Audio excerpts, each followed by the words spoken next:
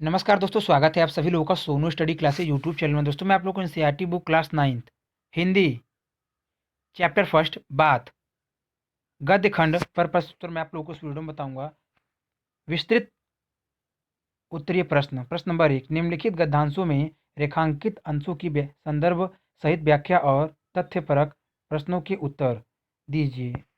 Number 1, यदि हम वैध होते तो कफ और पित्त के सवर्ती बात की व्याख्या करते तथा भूगोलवेता होते तो किसी देश के जलवात का वर्णन करते, किंतु दोनों विषयों में से हमें एक बात कहने का भी प्रयोजन नहीं है। हम तो केवल उसी बात के ऊपर दो चार बातें लिखते हैं जो हमारे तुम्हारे संभाषण के समय मुख से निकल निकल के परस्पर हृदय स्पर्श भाव को प्रकाशित करती रहती है। प्रश्न नंबर 1, उपयुक्त गद्यांश का संदर्भ लिखिए। नंबर 2, रेखांकित अंशों की व्याख्या कीजिए। नंबर 3, हम अपने हृदय भाव की अभिव्यक्ति कर के माध्यम से करते हैं, किसके माध्यम से करते हैं। नंबर 4, भूगोलवेता किसका अध्ययन करता है। नंबर 5, वेद किस बात का वर्णन करते हैं। शब्दार्थ सहवर्ती बराबर साथ रहने वाला, सहचर, वेता बराबर ज्ञाता जानने वाला, बात बराबर वचन, शरीर स्पर्श वायु वायु, जल बराबर जलवायु, प्रयोजन बराबर मतलब, संभाषण बराबर वार्तालाप, हृदय बराबर हृदय में स्थित। उत्तर नंबर 1, संदर्भ प्रस्तुत गद्यावरण हमारी पाठ्य पुस्तक हिंदी गद्य में संकलित एवं पंडित प्रताप नारायण मिश्र द्वारा लिखित बात शीर्षक पाठ से उद्धृत है। यहाँ लेखक बात की महत्ता बताते हुए कहता है कि जिस प्रकार का व्यक्ति होता है उसी प्रकार की बात करता है। नंबर 2, रेखांकित अंशों की व्याख्या। लेखक इस तथ्य से अवगत कराते हुए कहता है कि यदि व्यक्ति का जो स्वभाव होगा अथवा जो जिस प्रकार का कार्य करेगा वह स्वाभाविक रूप से उसी प्रकार के वातावरण में उसी कार्य के अनुसार बुद्धि वाला हो जाएगा, फिर वह उसी से संबंधित बात करेगी। उदाहरण स्वरूप यदि हम वैद्य राज्य को ले तो अपने स्वभाव अनुसार एक कार्य के अनुरूप किसी रोग जैसे पेट और उससे संबंधित विषयों पर बात करेगा। यदि कोई भूगोल का ज्ञाता होता तो वह अपने स्वभाव अनुसार किसी देश की जलवायु अथवा प्राकृतिक विषयों पर बात करेगा। परंतु लेखक कहता है कि दोनों विषयों में बात करने का हमारा कोई प्रयोजन नहीं है। हम लोग उसी विषय पर बात लिखते अथवा कहते हैं जो हृदय की भावनाओं को वाणी के माध्यम से प्रकाशित करती है। हमारे मन की जो स्थिति है, जो भावनाएं हमारे हृदय में प्रतिफल उठती हैं, उसे यदि हम मुख्य वाणी के माध्यम से दूसरों को अवगत कराएं तो वह बात कहलाती है। नंबर 3, हम अपने हृदय भावों की अभिव्यक्ति बात के माध्यम से करते हैं। नंबर 4, भूगोलवेता किसी देश के जल बात का वर्णन करते हैं। नंबर 5, वैद कफ और पित्त के सवर्ती बात की व्याख्या करते हैं। प्रश्न नंबर 2, जब परमेश्वर तक बात का प्रभाव पहुंचा हुआ है तो हमारी कौन बात रही। हम लोगों के तो गात माही बात करामात हैं। नाना शास्त्र पुराण इतिहास काव्य कोश इत्यादि सब बात के ही के फैलाव हैं, जिनके मध्य एक एक बात ऐसी पाई जाती है जो मन बुद्धि चित्त को अपूर्व दशा में ले जाने वाली, अथच लोक परलोक में सब बात करने वाली है। यद्यपि बात का कोई रूप नहीं बतला सकता कि कैसी है, यह बुद्धि दौड़ाएगी तो ईश्वर की भांति इसके भी अंगणित ही रूप पाएंगे। बड़ी बात, छोटी बात, सीधी बात, खोटी बात, टेढ़ी बात, मीठी बात, कड़वी बात, भली बात, बुरी बात, सुहाती बात, लगती बात इत्यादि सब बातें ही तो हैं। प्रश्न नंबर 1, गद्यांश का संदर्भ लिखिए। नंबर 2, रेखांकित अंशों की व्याख्या कीजिए। नंबर 3, गात माही बात करामात है का क्या तात्पर्य है। नंबर 4, कौन सी बात चित्त, मन और बुद्धि को अपूर्व दिशा की ओर अग्रसर करती है?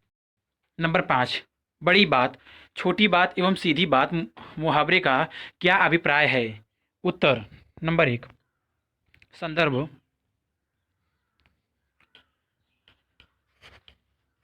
संदर्भ।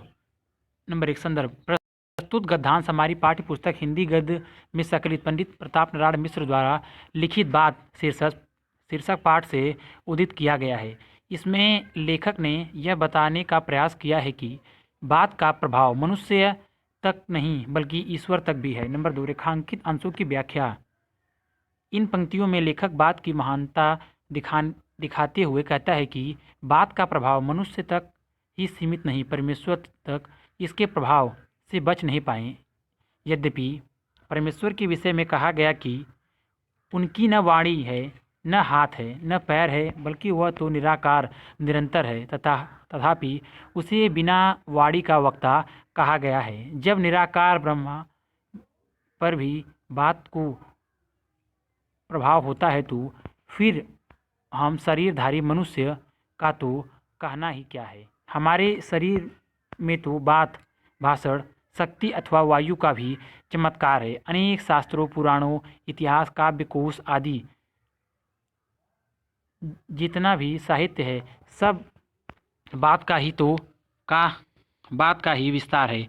इन विविध प्रकार के ग्रंथों में एक से बढ़कर एक बातें पाई जाती हैं। एक एक बात ऐसी अमूल्य है जो हमारे मन, बुद्धि और चित्त को अपूर्व आनंदमयी दशा में पहुंचा देती हैं। इन ग्रंथों की बात ही लोक तथा परलोक की सब बातों को का ज्ञान कराती हैं। लेखक कहता है कि बात का रूप रंग नहीं होता, कोई कह नहीं सकता कि अमुक बात ऐसी है, परंतु यदि बुद्धि से विचार कर देखा जाए तो हम पाएंगे कि जैसे भगवान के अनेक रूप होते हैं उसी प्रकार बात के भी अनेक रूप होते हैं।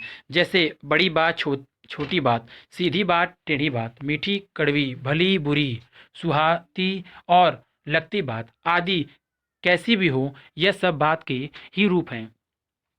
नंबर 3, गात माही बात करामात है का तात्पर्य है कि हमारे शरीर में तो बात का ही चमत्कार है। नंबर 4, नाना शास्त्र, पुराण, इतिहास, काल आदि की बातें चित्त, मन और बुद्धि को अपूर्व दिशा की ओर अग्रसर करती हैं। नंबर 5, बड़ी बात, छोटी बात एवं सीधी बात मुहावरे का अभिप्राय बात का स्वरूपगत विभिन्नता को दर्शाता है। प्रश्न नंबर 3,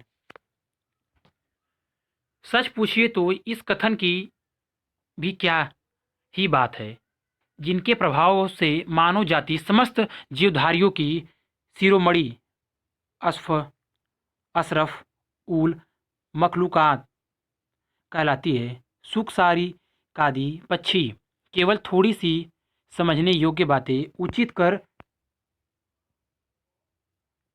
उचित कर इसी के अन्य नवचारियों की अपेक्षा आदत समझे जाते हैं। फिर कौन न मानेगा कि बात की बड़ी बात है और बात की बड़ी बात है।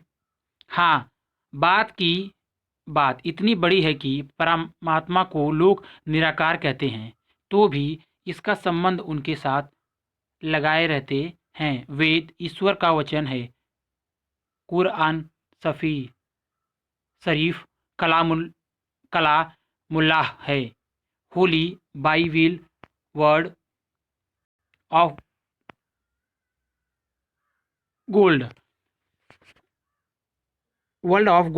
है। यह वचन कलाम और वर्ड बात की यह पर्याप्त है जो प्रत्यक्ष मुख के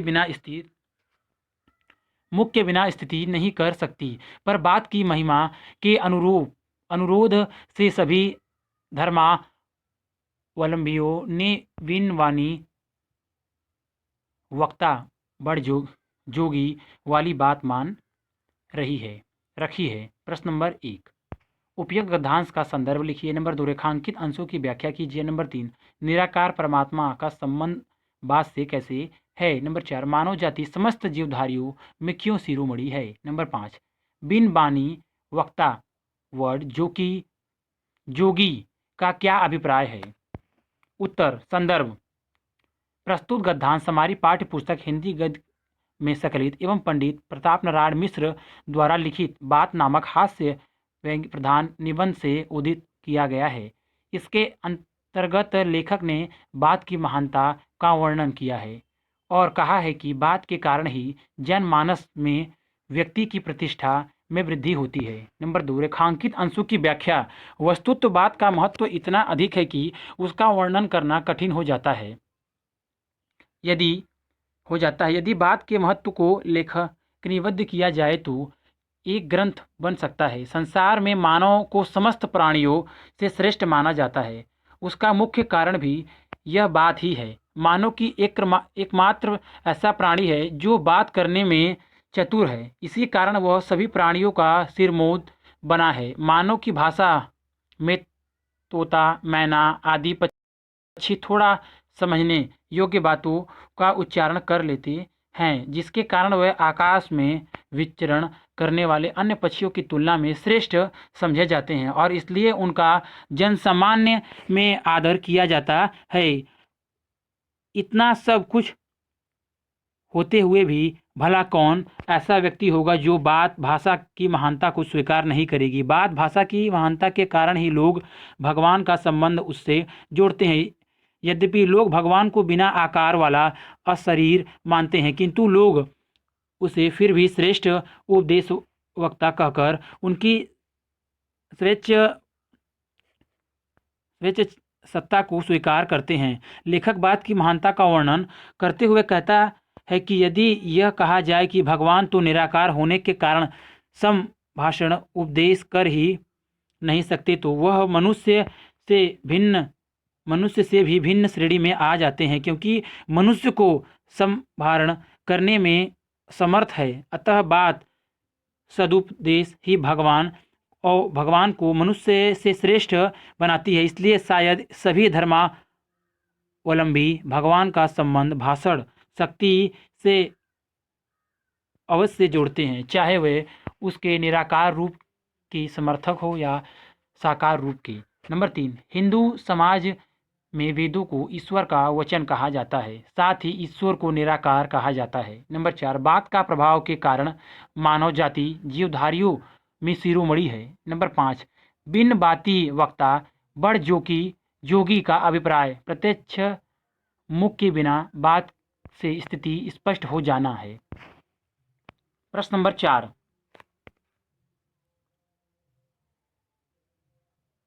बात के काम की इसी भांति अनेक देखने से आते हैं। प्रीति, वैर, सुख दुख, श्रद्धा, घृणा, उत्साह, अनुत्साह आदि जितनी उत्तमता और सहजता बात के द्वारा विदित हो सकते हैं, दूसरी रीति से वैसी सुविधा ही नहीं। घर बैठे लाखों कोस का समाचार मुख और लेखनी से निर्णय बात ही बतला सकती हैं। डाक खाने अथवा तार घर के सहारे से बात में चाहे जहाँ की जो बात हो जान सकते हैं। इसके अतिरिक्त बात बनती है, बात बिगड़ती है, बात आ पड़ती है, बात जाती रहती है, बात उखड़ती है। हमारे तुम्हारे भी सभी काम बात पर ही निर्भर करते हैं। बात ही हाथी पाइए, बात ही हाथी पाँव, बात ही से पराये अपने और अपने पराये हो जाते हैं। मक्खी चूस उदार तथा उदार स्वलंबी काल पुरुष युद्धोत्साही एवं युद्धप्रिय शांतिशील कुमार्गी सुपरमार्गी अथच सुपंथी कुराही इत्यादि बन जाते हैं। प्रश्न नंबर 1, उपयुक्त गद्यांश का संदर्भ लिखिए। प्रश्न नंबर 2, रेखांकित अंशों की व्याख्या कीजिए। प्रश्न नंबर 3, लाखों कोस का समाचार कौन बतला सकता है। नंबर 4, प्रश्न नंबर 4, 5 वाक्यों में बात का महत्व लिखिए। प्रश्न नंबर 5, बात ही हाथी पाइए, बात ही हाथी पाँव का आशय स्पष्ट कीजिए। उत्तर नंबर 1, संदर्भ, प्रस्तुत गद्यांश हमारी पाठ्य पुस्तक हिंदी गद्य के पाठ बात से उदित है। इसके लेखक पंडित प्रताप नारायण मिश्र हैं। इन पंक्तियों में लेखक ने वाणी के महत्व को स्पष्ट किया है।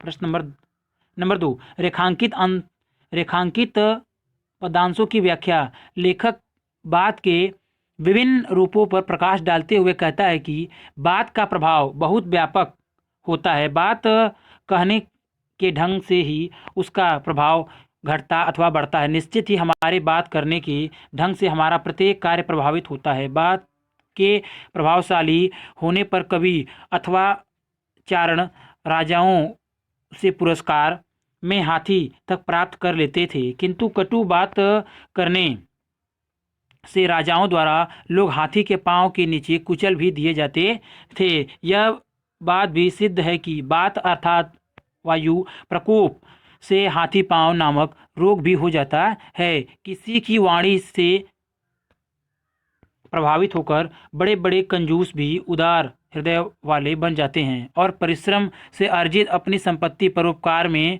लिए अर्पित कर देते हैं। इसके विपरीत कटु वाणी के प्रभाव से उदार हृदय व्यक्ति भी अपने संसाधनों को समेट लेता है। युद्ध क्षेत्र में चारणों की ओजपूर्ण वाणी सुनकर कायरों में भी वीरता का संचार हो जाता है और यदि बात लग जाए तो युद्ध चाहने वाला व्यक्ति भी शांति प्रिय बन जाता है। बात के प्रभाव से बुरे रास्ते पर चलने वाला व्यक्ति सन्मार्ग पर चलने लगता है और बात की शक्ति द्वारा सन्मार्ग पर चलने वाला व्यक्ति भी दुष्टों जैसा व्यवहार करने लगता है। तात्पर्य यह है कि बात कहने का ढंग और शब्दों का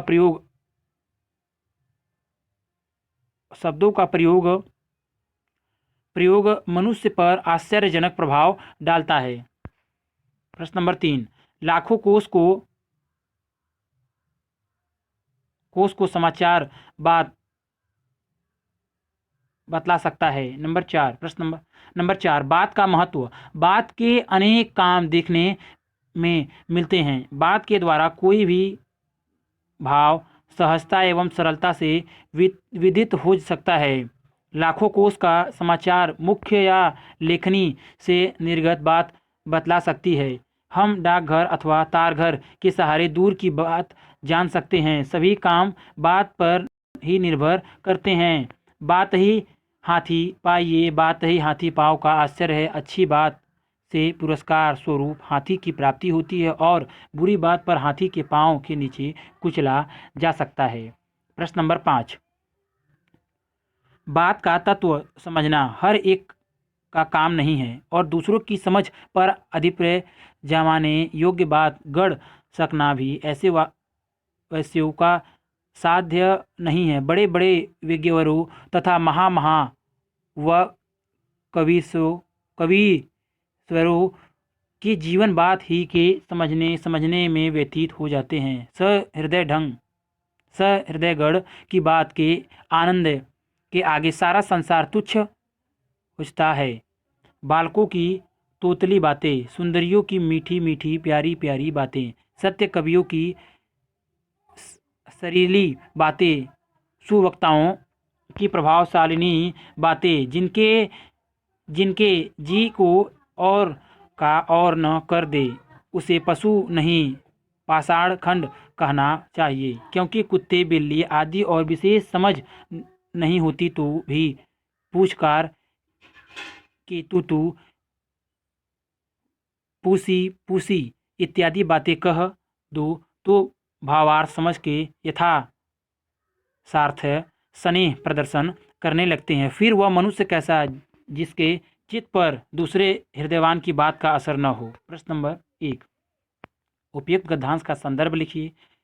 प्रश्न नंबर 2, रेखांकित अंश की व्याख्या कीजिए। प्रश्न नंबर 3, बालकों की बातें कैसी होती है। प्रश्न नंबर 4, इस अवतरण में पाषाण खंड से क्या आश्चर्य है। प्रश्न नंबर 5, विद्वानों एवं कवियों का जीवन कैसा बीतता है। उत्तर नंबर 1, संदर्भ प्रस्तुत गद्यावरण हमारी पाठ्य पुस्तक हिंदी गद्य में संकलित एवं पंडित प्रताप नारायण मिश्र द्वारा लिखित बात शीर्षक निबंध से उद्धृत है। इस गद्यावरण में लेखक ने यह स्पष्ट करने का प्रयास किया है कि बात कहने की क्षमता यद्यपि सब में होती है, किंतु बात को सही ढंग से व्यक्त कर पाना या दूसरे की बातों को समझ पाना सभी के वश की बात नहीं होती है। नंबर 2, रेखांकित अंश की व्याख्या। विद्वानों की बात का तात्पर्य समझ पाना प्रत्येक व्यक्ति के लिए सरल काम नहीं है। साथ ही साथ दूसरों को प्रभावित कर सकने वाली बात भी गढ़कर कह देना साधारण मनुष्यों का नहीं है। संसार में बड़े बड़े ज्ञानियों एवं कवियों का जीवन बात के तात्पर्य को समझने और समझने में ही बीत जाता है। सुहृदय गणों की बात में जो आनंद मिलता है उसके आगे सारा संसार फीका पड़ जाता है। बालकों की तोतली बोलियां में सुंदर रमणियों की मीठी प्यारी प्यारी बातों में, कवियों की सरीली उक्तियों में और सुंदर वक्ताओं की प्रभावशाली सशक्त बातों में जो आकर्षण होता है वह सभी के चित्त को मुग्ध कर देता है। जो इससे प्रभावित नहीं होते वे पशु ही क्यों पत्थर की शिला की भांति सूक्ष्म और कठोर होते हैं। प्रश्न नंबर 3, बालकों की बातें सुंदर रमणियों की मीठी प्यारी प्यारी होती हैं। प्रश्न नंबर 4, बालकों की तोतली बातें, सुंदरियों की प्यारी मीठी बातें, कवियों की रसीली बातें सुन के हृदय को प्रभावित न करे उन्हें पाषाण खंड कहते हैं। प्रश्न नंबर 5, विद्वानों एवं कवियों का जीवन बात ही को समझने में व्यतीत हो जाते हैं। प्रश्न नंबर 6, मर्द की जवान बात का उदय स्थान और गाड़ी का पहिया चलता फिरता ही रहता है। आज जो बात है कल की स्वार्थता के वश हुजूरों की मर्जी के युवा फिक दूसरी बातें हो जाने में तनिक भी विलंब की संभावना नहीं है। यद्यपि कभी कभी अवसर पड़ने पर बात के अंश का कुछ रंग ढंग परिवर्तित कर लेना नीति विरुद्ध नहीं है, पर कब जात्योपकार, देशोद्धार, प्रेम प्रचार आदि के समय न कि पापी पेट के लिए। प्रश्न नंबर 1, उपयुक्त गद्यांश का संदर्भ लिखिए। प्रश्न नंबर 2, रेखांकित अंश की व्याख्या कीजिए। प्रश्न नंबर 3, लेखक ने किसे नियमों का उल्लंघन नहीं माना है। प्रश्न नंबर 4, मर्द की जवान के चलते फिरते रहने से क्या तात्पर्य है। प्रश्न नंबर 5, बात के ढंग का कुछ रंग ढंग परिवर्तित कर लेना किस प्रकार नीति विरुद्ध नहीं है। उत्तर।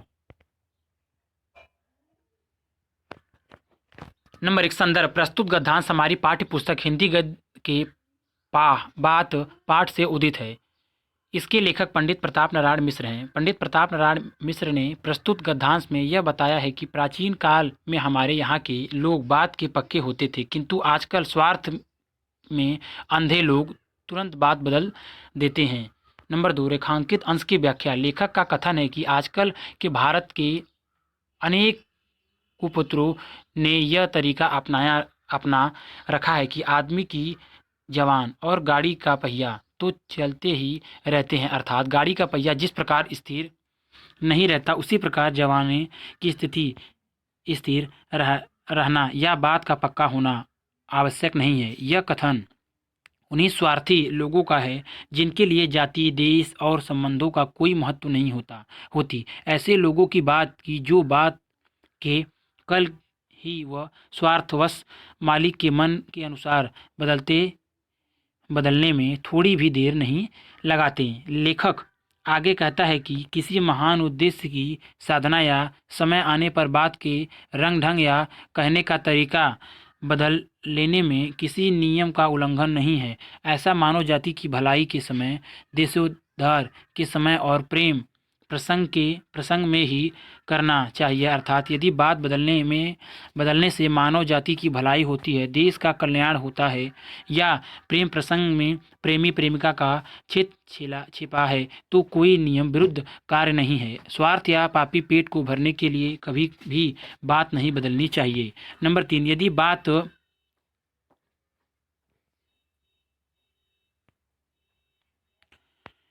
बात बदलने से मानव जाति की भलाई होती है देश का कल्याण होता है या प्रेम प्रसंग में प्रेमी प्रेमिका को छेद छिपा है तो कोई नियम विरुद्ध कार्य नहीं है। प्रश्न नंबर 4, मर्द की जवान के चलते फिरते रहना का तात्पर्य है स्वार्थवश बात करने में विलम्ब न लगना है। नंबर 5, जातीय उपकार और देशोद्धार के लिए अवसर पड़ने पर बात के कुछ रंग ढंग को परिवर्तित कर लेना नीति विरुद्ध नहीं है।